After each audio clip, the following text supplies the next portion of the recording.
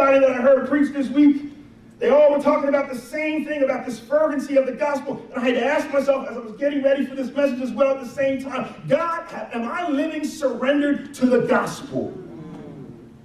Do you know that you can hear a thing so often that it just becomes like, yeah.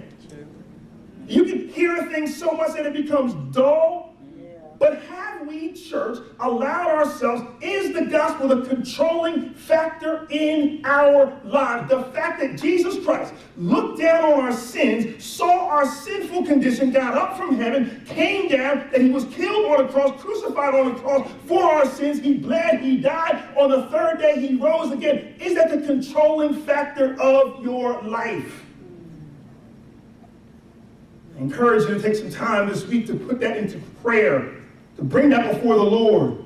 Am I allowing the truth of the gospel to be all in my decisions, all that I am, all that I think about? Is the gospel central to my life? Or is it just a thing that we've heard Sunday after Sunday after Sunday, and we've lost the tenacity, the fervency of the gospel in our soul?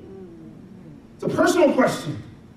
We give you in your notes, Everyday Jesus. Every day this week is an opportunity from a different aspect of this question to ask God, in truth, is God the center of your life? Is the gospel of Christ, is the sacrifice of Christ on the cross, is it your central point of being? Amen.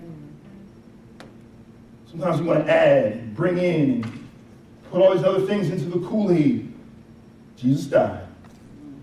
Jesus was buried. And Jesus rose again.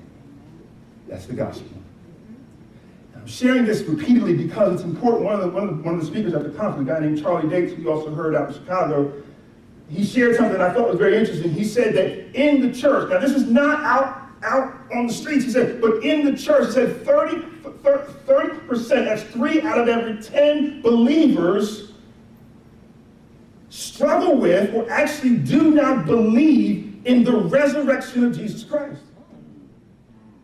3 out of every 10 people who call themselves Christians do not believe in the resurrection of Jesus Christ. Do we this morning believe in the gospel?